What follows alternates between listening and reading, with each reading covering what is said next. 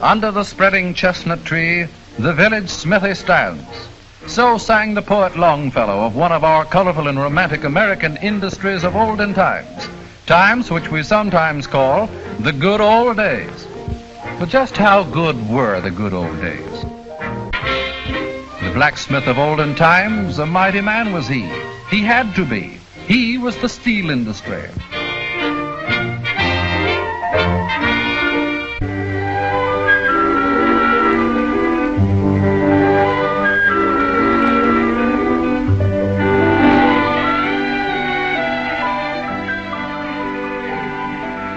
The tiller of the soil, a mighty man was he also, and he had to be.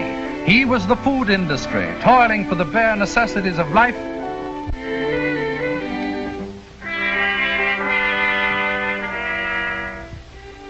The woman in the home. Not often do you hear her grandchildren sigh for the good old days, not if they really know how she labored from dawn to dark.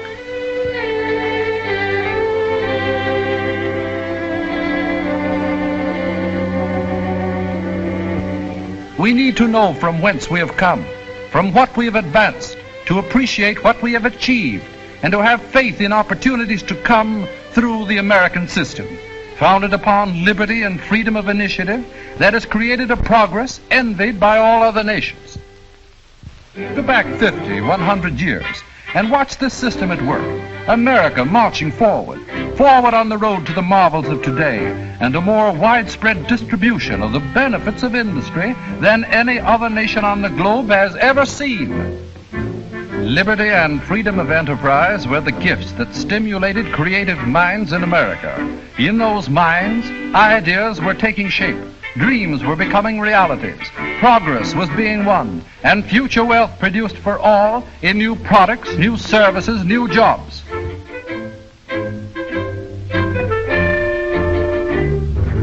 What an inspiration to our forefathers who toiled hard and long, if they could have seen beyond their horizon. But such vision is given to few men. There have always been skeptics, pessimists, doubters, people who are willing to call the world a finished job 50 years ago. The path of industrial progress has never been easy for those who have dared to set their feet resolutely upon it. Witness. It's just a fad. Never be practical. Suppose it rained.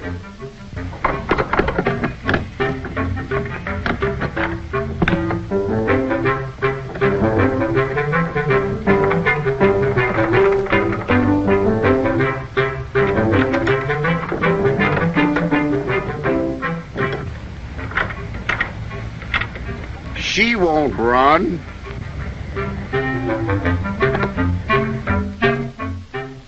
She won't fly.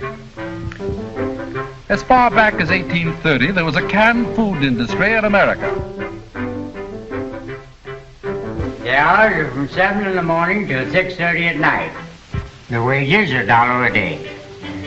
Satisfactory? Oh, yes, indeed, Mr. Daggett. When can I start? You started. Get to work in there. Thank you, sir.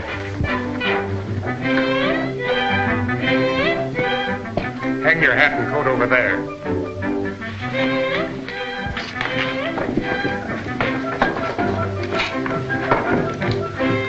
It'll do all this work even faster than you can think about it. It's a can-making machine. Say, there's no future in this business if machines take our jobs away from us. There's no future anyhow. Who's ever gonna eat canned stuff? Excepting sailors. Heaven help them. It can't be done. It won't go. It won't fly. It won't work. We can't do it.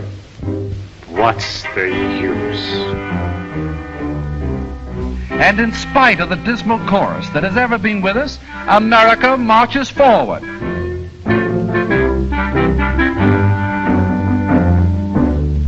Dear, that was a delicious soup we had tonight.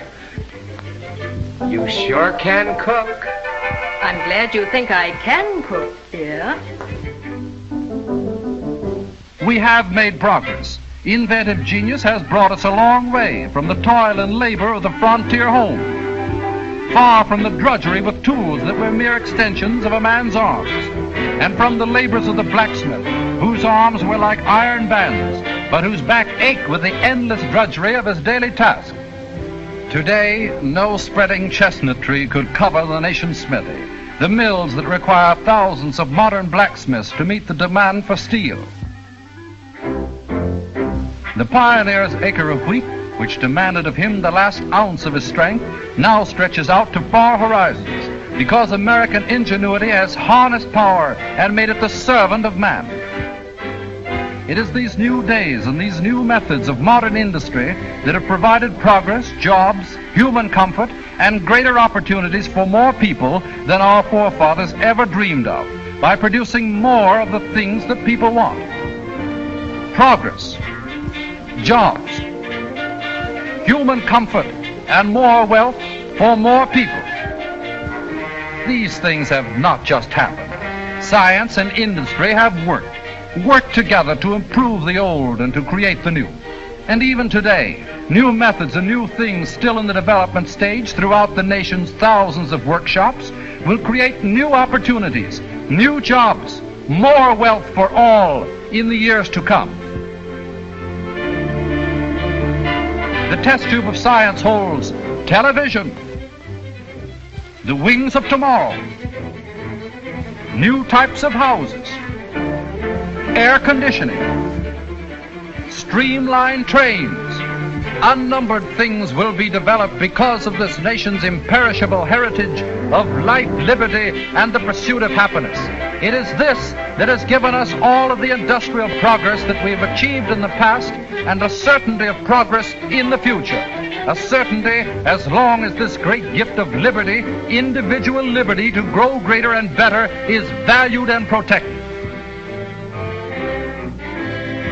You are descendants of pioneers, but you are also pioneers. Opportunities still rise from every smokestack, every test tube, every laboratory, every workshop in the land. You have come a long way from the drudgery of the blacksmith shop and the hand labor of that day. But your journey forward has just started, because this is America. Where do we go from here?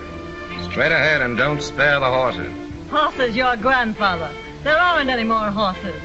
My grandfather. I wonder what our grandparents would say if they could see the world as it is now. Great work, kids. Carry on. Carry on what? The heritage they handed us. Freedom. Individual initiative. Opportunity. Let's go, America!